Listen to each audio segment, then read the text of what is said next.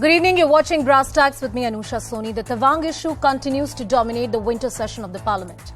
The opposition staged a walkout led by Congress leader Mrs. Sonia Gandhi.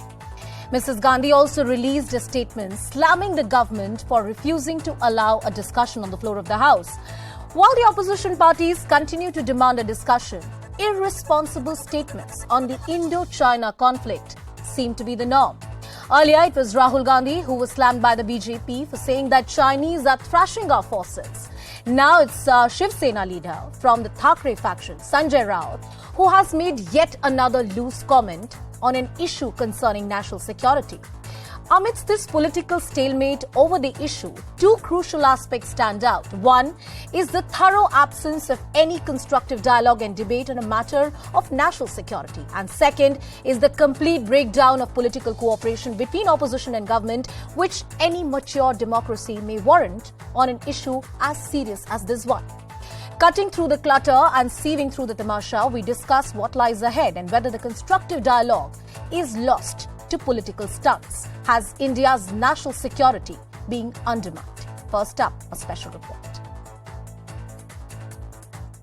जिन्होंने 2000 square kilometre Hindustan का उठा लिया, जो हमारे जवानों को अरुणाचल प्रदेश में पीट रहे हैं। चाइना को इन चीज भी नहीं देगी, लेकिन चाइना घुस गया है। हम भी घुसेंगे। It's open season between the opposition and the centre after the armies of India and China clashed in Arunachal Pradesh earlier this month. But in targeting the Modi government, the opposition is only mocking our soldiers who are bravely defending our borders at 17,000 feet despite the hostile environment. First, it was Congress MP Rahul Gandhi who claimed that our troops are being thrashed by the Chinese. हमारे जवानों को अरुणाचल प्रदेश में पीट रहे हैं। Now, Uddhav Sena MP Sanjay Raut has equated the border battle in Belagavi to the tussle in Tawang. China घुस गया है, हम भी घुसेंगे। Provocative statements aside, the opposition has stalled parliamentary business for more than a week now, adamant of their demand for a discussion on China. While opposition MPs protested in front of the Gandhi statue in Parliament, Congress MP Sonia Gandhi claimed that by disallowing a debate on China, the centre is disrespecting democracy. Demand यही है कि सदन में चर्चा चाहते हैं। जो Chinese आक्रमण कर रहा है, सारे देश के लोगों को मालूम हो। यही चर्चा अगर नहीं हुई, एक तरफा उत्तर हुआ, तो उसका क्या मतलब है? The BJP tried to turn the tables on the Congress.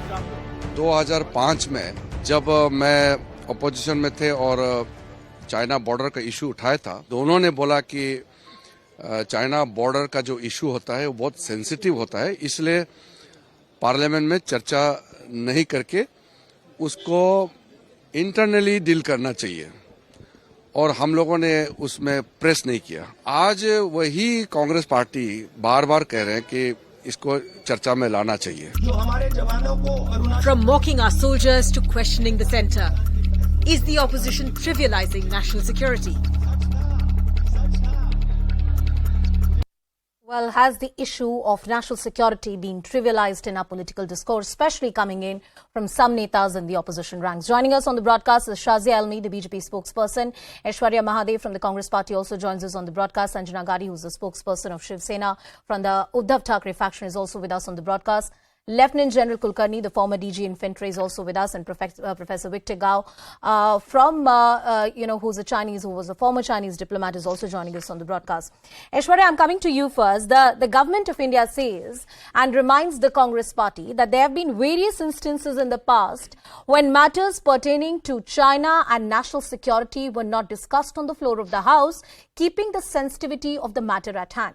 Why does the Congress party, despite the concerns raised by the government, continue to insist on a discussion? And the second limb of the argument are the loose statements coming in from various Congress leaders. We have had the kind of, response coming in from the BJP about the statement made by Rahul Gandhi. We also have the Shiv Sena leader. I'll take his reaction. But first, about the strategy and thinking of the Congress party when it comes to national security. Aishwarya ji.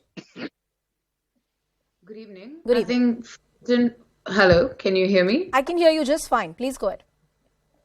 First and foremost, let me remind everybody and also remind myself that at the end of the day, we're still a democracy. There is discussion, there is scope for argumentation, there is also scope for actual debate on what is happening. The Indian National Congress has emphatically made it very, very clear through the Congress President, Mr. Kharge, and the other Congress leaders that we stand united with the nation. We stand united with any action against China. However, that does not preclude us from staying completely silent about the fact that a lot of the reasons why this sort of aggression is happening again and again is also caused by the government and its actions itself. And at the end of it, whatever statements there may be, it doesn't take away from the fact that the BJP is engaging in a lot of whataboutery about who said what and what not, but they're not engaging in a discussion about how this could have been prevented. You had people martyred at the borders, and what was the result? You saw apps like TikTok banned, while trade is an all-time high. You see military exercises with China still continuing, where they're not even seen as an aggressor nation. You see far more permanent settlements than anywhere else. So please, I will support you. The Indian National Congress will stand by its Jawans because, mind you, the Jawans of this nation are not synonymous with the current dispensation. They belong to absolutely Then everybody. how does one understand the statement of Rahul Gandhi कि हमारे जवान पिट रहे हैं? How does one understand that?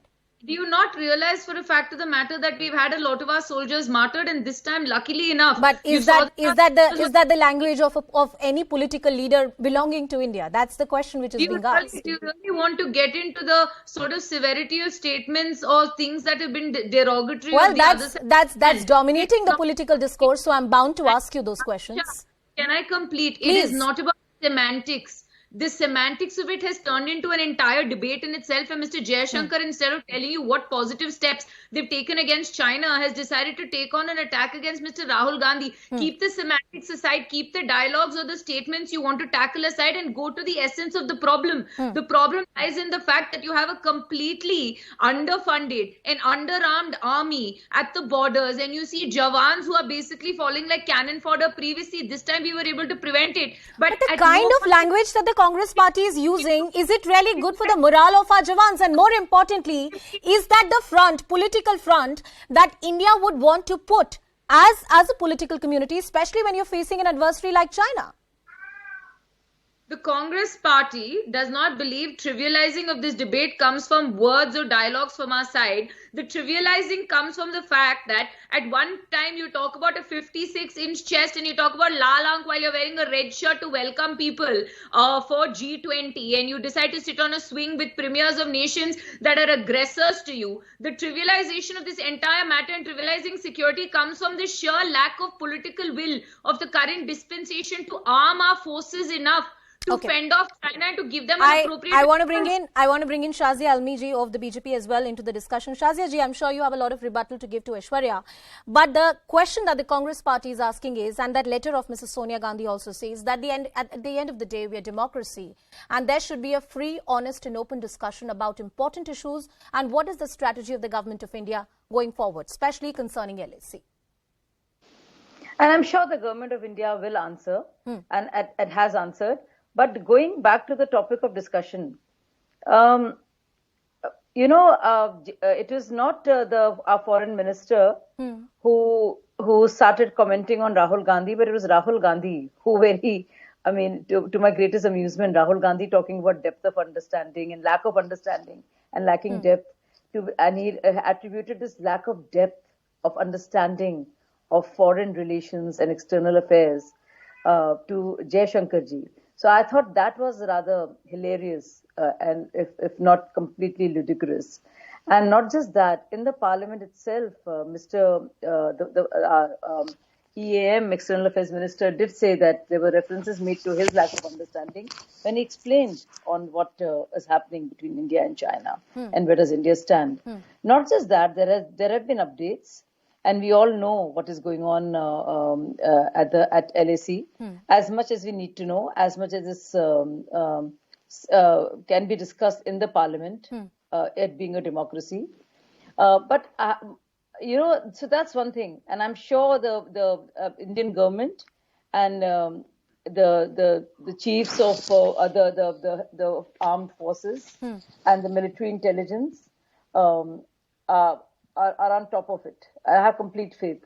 But, you know, resorting to everything internal that goes on, a feud, I mean, or an issue like resolution of the Maharashtra-Karnataka border row, and making it all out to be like China has invaded us. Look at China. They're they're deep within the terrains of India. Or you know, I think that is such a, not only is it very juvenile and puerile, but it's also completely undesirable. And it just shows sheer lack of maturity of the Congress party to bringing down not just the country's morale, but also being completely inaccurate about what's actually going on. One of the things that was said by the Congress party right now and even earlier is that the BJP is diverting the attention to semantics of what is being said, or blowing a few statements out of context and out of proportion, only to defer their responsibility and taking the onus as to what is happening along the LAC. So, you know, the whole theory of cause and effect. So if Sanjay Raut had not said this, there would not have been a discussion on the subject. Similarly, so it's very basic. I mean, people short on comprehension, and there are enough, I'm sure, who are challenged where the powers of comprehension goes. If Rahul Gandhi had not made the statement that hamare jawan peete ja rahe hain, there would not have been a discussion. So you don't want BJP to distract or obfuscate, then don't come up with such completely, if I can say the word, idiotic statements, which really you run yourself down, not just your country, your forces, your government, your executive, your jawans and your troops, but you run yourself down and you cut a sorry figure. And nobody wants to believe you. Nobody will trust you, because we are seeing that the reality is very different. China nahi ghusaya hai. I mean, you can score brownie points. It's all right. But to say something like this is completely, I mean, it's completely treacherous as far as I go. I mean, it's all right, politics, you do politics. I mean, look at Shashi Tharoor. He said something very decent, in fact. And he says that, you insult the Prime Minister, it's the Prime Minister of our country, So that is also... Answer that point. I mean, that's an interesting point to raise, that you might want to point out that BJP or certain sections of media are just only cherry-picking the statement, blowing it out of context. But isn't the Congress party, which has good professional experience on its side, you have been in the government, your party has veteran leaders, tall politicians, then why these kind of loose statements really come, in the public domain? National security may be one of the strong points of the BJP, but you're also not a political novice. You're the oldest party of this country. Then why falter on an issue like national security? Being the oldest party in this country, and also that has inevitably fought for the freedom of this nation and for the idea of a democracy in our country, I think it's up to us to try and preserve parliamentary democracy and ask for answers and for accountability where required. Let us make this unequivocally clear. We stand with the country and we stand with our armed forces against any sort of aggressor, and we do not need any lectures on how to defend our borders, because we have enough experience, and you've seen the Jawans under our capable leadership also, the way that they've acted. However, let us also make clear that, Shazia ji spoke about something very interesting, saying, it obfuscated only because Rahul Gandhi ji spoke about it. In the same issue, Rahul Gandhi ji said this. He says, I don't think any of you will talk about China. Why was that? Because there was obviously a large amount of secrecy where the minister did not even come out and talk about what had happened until media channels decided to report about it. And the fact of the matter is, whether you like it or not, I am very glad that media channels picked it up as a guide for attacking Rahul Gandhi. That is not true. Media channels have been talking about it, and there has been a complete statement. That is not true. And it does not take a Rahul Gandhi to set the agenda of the media of this country. Let me just complete. The fact of the matter remains, while you may have directed your arsenal at taking down the leaders of the opposition, you have also laid bare the fact that the government is caught unaware in a lot of situations because the army is underprepared. Tell me something. No. Now, once again, you're saying army is underprepared. No, Aishwarya. Tell me something. You're saying army is underprepared. You're saying that media is unaware. How does Congress party get all of that kind of information? More importantly, is that the kind of language you will use for armed forces of this country? We just don't face a war or some kind of transgressions at the LAC. We are also facing an information propaganda and being very closely watched by the Chinese, information and propaganda machinery. The political dispensation, whether in opposition or in the government, needs to mind their language when they talk about national security. You're saying army is underprepared. How do you know? Have there not been lives lost along the LOC or the LAC when the Congress government was in power? Have we always not had these adversarial relationships with China and Pakistan? Is that a new reality that has come under this present political dispensation? In fact, how dare you say it? How dare you say it, Aishwarya? I mean, I would say shame on you for saying this. I mean, saying on national television that Indian Army is underprepared? How dare you? Give you statistics. How dare you? No, do not quote statistics. Do not. I'm telling you, do not. Please, if you want to be, if this is part of the Communist Party's propaganda to have you speaking for them, then say it. Do not say it. Because I don't believe it. I don't believe it. I think no, it's not. I will shout, not just shout. I will not allow anybody to say that about my army. No, we do take very strong objection to a statement like that. Aishwarya, I want to say I take objection to what has just been said. No, I take objection to that as well. I take objection to that as well. Aishwarya, what is the data? What is the empirical evidence that you have to back the claim that you're making right now? Back it with data. Anusha, 1 second. Let me give you this. Right, this is a report from the Air Force itself, where it says that it requires 43 squadrons of aircrafts, while they have basically 30. The Navy also talks about how underprepared they are. Is this situation new? Is this situation new? Is this deficit of resources being created in the last 10 years? There was a journalist who did that, who passed on information to perpetrators of terror, who were waging war against India. At this juncture, I do want to bring in Lieutenant General Sanjay, who's also with us on the broadcast. Lieutenant General Kulkarni, you heard the political netas, and I don't need to point out the statements. No, please don't call me a political neta. I'm a regular citizen of India. Shazia ji, my reference to you is not to you. My reference is not to you. My reference is not to either Aishwarya or Shazia. Can I please ask a question to Mr. Kulkarni? Mr. Kulkarni, we have heard the political netas of this country and the kind of discourse that has come in, whether it's the Congress Party or Shiv Sena. As somebody who served the country on the front lines, how do you see this political discourse? Thank you, Anusha. Now, first and foremost, let's not make issues of national security for political bickerings. It's not done. And secondly, because the media today seems to be picking up everything. I've had this experience in 99 at the same place. I've had a similar experience later in 2005, 2006, 2007 at the same place. It's been happening. These are one of those 8 disputed points which are mutually acknowledged, and this kind of things happen. What is different this time is the number of troops. Almost a battalion strength of troops, maybe a little more, and the timing at 3 o'clock in the morning, primarily to include and with concurrence at the highest headquarters. Probably she himself must be the president, himself must be monitoring it and ensuring that these kind of things being given to the Western Theatre Command. So this kind of a thing, I think issues of national security must be preserved. And earlier also, when these things happened, I've never heard such things. I don't think anybody knows also what happened in 99 or what happened in 2005, 6, 7. Nothing. Nobody knows anything of that kind. But the very fact that public figures must avoid making loose statements. That is the first thing. Lieutenant General Kulkarni, do you find the stand of the Government of India plausible that not all issues can be debated on the floor of the House, on the floor of the Parliament?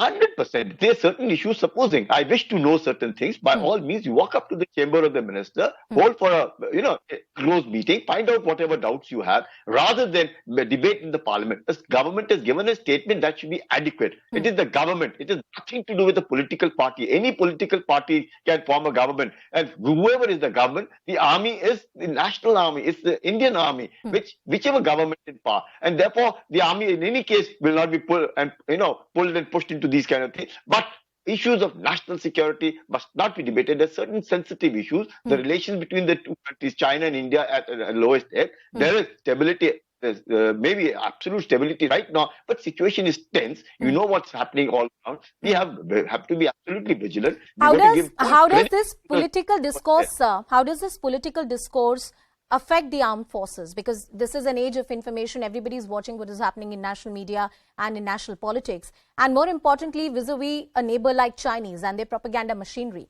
This broken political discourse, the absence of a united stand, how does it reflect? See, the Chinese what is the aim of the Chinese? Is to weaken India, to off-balance India, to keep India boxed in South Asia, let it not rise. That's what is the aim. And all this, what happens in India, is benefiting the enemy. That's China. Well, as regards the morale of the Indian armed forces is concerned, they don't, it doesn't really matter to them what's happening and what they talk, because they know it is all this political bickering is something which is in a democracy. And their morale is made of sterner stuff. I mean, these kind of loose statements are not going to affect the Javans who have put their lives at risk. I want to cut across to Professor Victor Gao as well.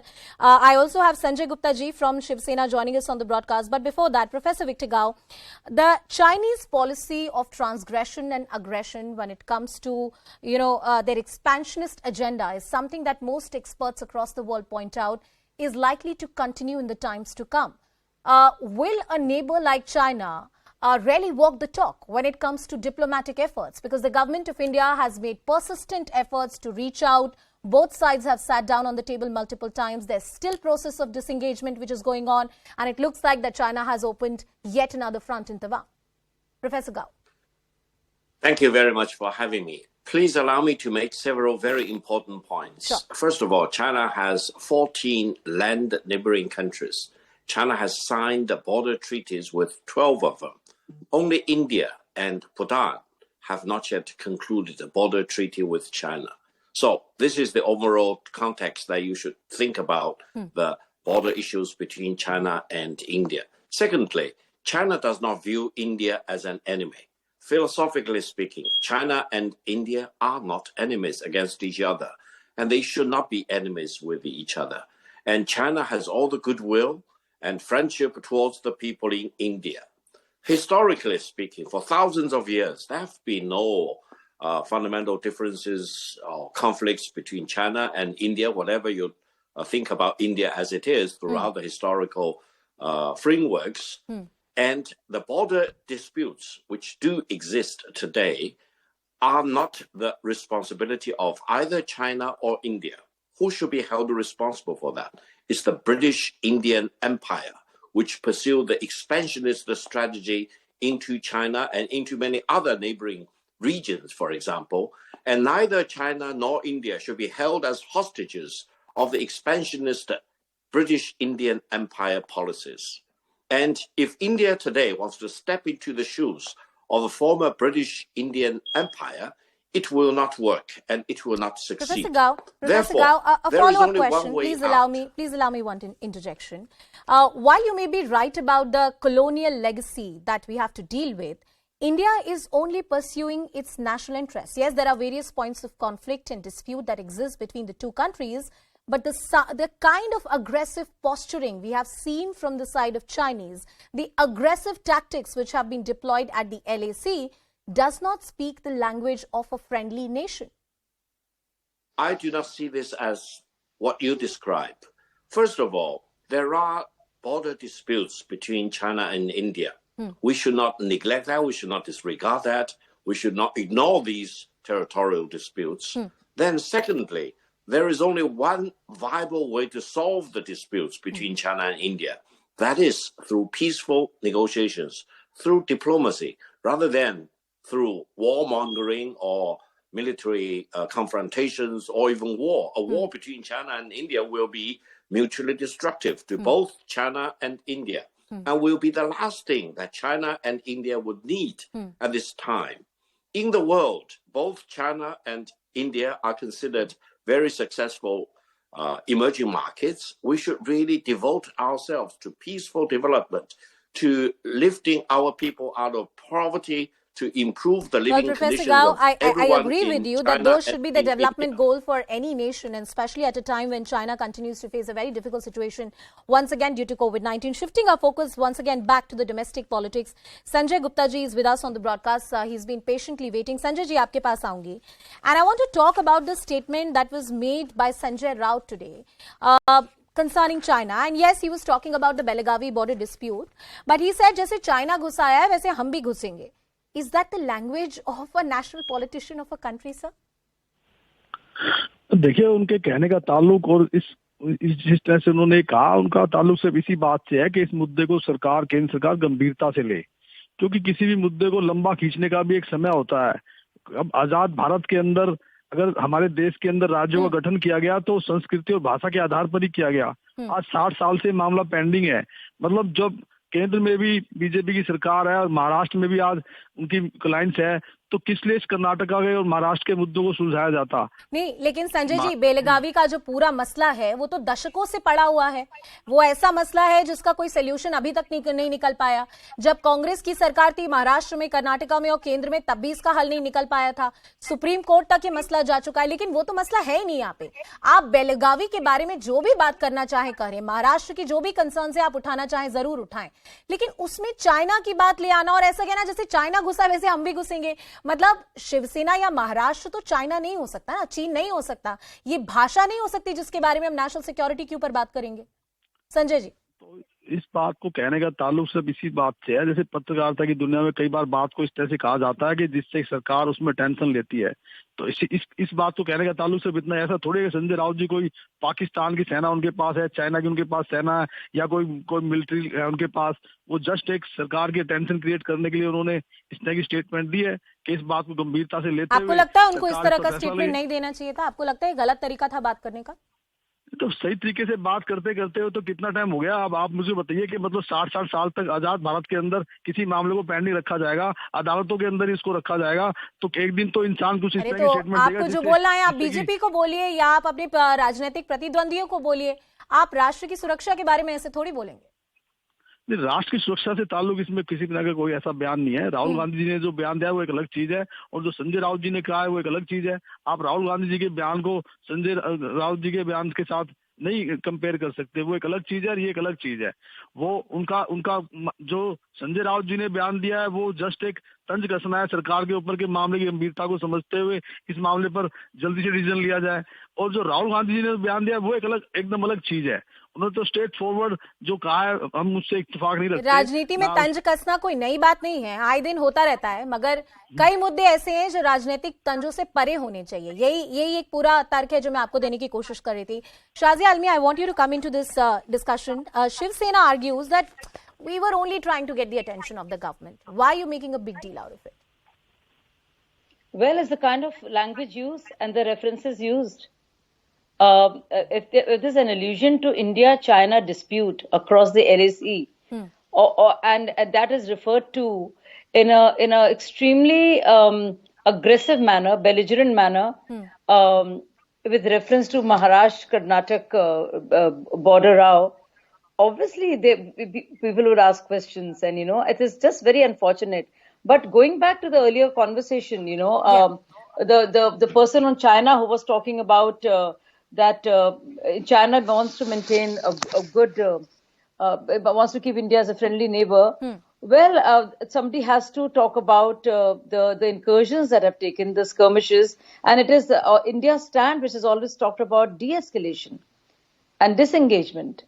And this has been India's policy. And I also want to tell Aishwarya and the spokesperson of the Congress party that I don't know what canards you're here to spread, or your leader has told you to, but I want to reiterate the words of our Raksha Mantri, our defense minister, that India is an Indian army is fully prepared for all military contingencies and against any aggressive threat, against any modernized military methods and action taken by any of our neighbors.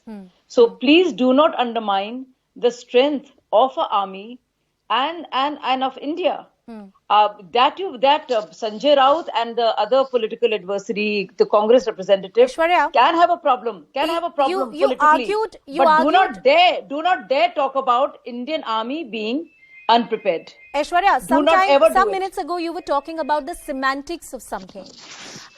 The fact that at a time when we are seeing heightened tensions with the Chinese, we have neighbors like China and Pakistan, and this is not ordinary peaceful times. There are multiple friction points. Congress party has been saying that look how aggressive Chinese have been in such a difficult time that the Indian security forces are facing right now.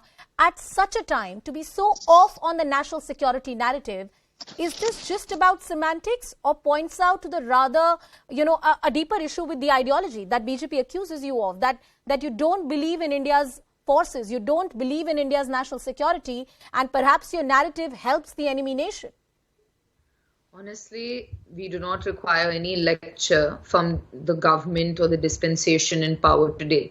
Let's make one thing very clear. The Raksha Mantri may say something the same way that the finance minister talks about how our economy is absolutely fabulous, but the reality on the ground is different. I may support my troops. I also know that our Jawans, whether equipped or not, will still fight for their motherland stronger and with more enthusiasm than anybody else. But that does not take away from the fact that the reality is different. Shazia had a diatribe and a lot of talk about, you cannot say we're underprepared, but I am not saying we're underprepared. Whether you look at the demand for grants, whether you look at even the hike in the defense budget is all for pre-committed liabilities as well as pensions, while modernization has taken a back foot. You see that the army chief, the chief of the armed forces as well as the Air Force also says that there are lower on squadrons. You see that the Navy has... I can pull out 10 such CAG reports during the UPA tenure and quote you the same thing. Okay, again, Anusha, you have not interrupted Shazia during the entire... I did not interrupt you. I'm only interjecting you. I'm only saying that what you're citing as evidence is also an evidence that existed during your tenure. Anusha, let me conclude. The fact of the matter remains today, I am a proud Indian. I am extremely proud of my armed forces. But I cannot stay silent when I believe that there could be a lot more that could have been done better. Whether it is India's policy of import and export to China, whether it is India's policy on having military exercises with China and Russia in 2022, even after our Jawans were martyred, or whether it is India's policy on recruitment or insurance or pensions, or even further arming and modernizing the armed forces. I am an Indian just as much as anybody. My party does not need... do not shout and scream. And while on one hand you say... One second. So Aishwarya, you are backtracking on your statement that you made just few minutes ago, that army is underprepared. You're backtracking on that. Takes away from the fact that there is work to be done that has not been done. The big cover-up remains, whether it is information... No, there is no cover-up. Again, there is no cover-up. Aishwarya, there is no cover-up. Please do not, please do not be, don't try and be too clever by half. It will not work. Somebody makes trying to be too clever by half to cover up the complete buffoonery of your leader will not work. The cover-up of the buffoonery and anti-India sentiment expressed by your leader will not work. This is a cover-up. And you're doing, it's a bosh job. And it's very evident from all the backtracking you've done and all the going back and forth you've done on what you wanted to say. Clearly, it is very sad. No amount of cleverness will help you. Let me tell you. And I'm not saying the BJP doesn't need to tell you anything. The common citizen of this country will tell you. The common citizen of this country will tell you, Aishwarya, and your leader. Tazia, you have no facts. You have no facts whatsoever. You have no facts whatsoever. I'm not even going up. I'm not even talking about what UPA did or did not do. I'm not even talking about it. Be a parliamentarian, you could replace the problem Nirmala.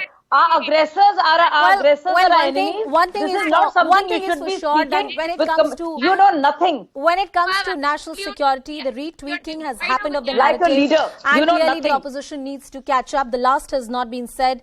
LAC, of course, is a situation that the Raksha Mantri has already made a statement on the floor of the House. The government says that the issue is far more sensitive to be discussed on the floor of the House. Yes, the opposition has all the right to demand a discussion, but the final decision rests with the elected government of the day to take a call what are the details they want to divulge in the national interest. With that, I thank all my guests for joining us on the broadcast. Shazia Almi, Aishwarya. We also had Lieutenant General Sanjay Kulkarni, Professor Victor Gao and Sanjay Gupta. Thank you all for joining us on the broadcast. We're slipping into a very short break. And coming up on the other side, as COVID surge in China continues, how worried we should be. Stay tuned.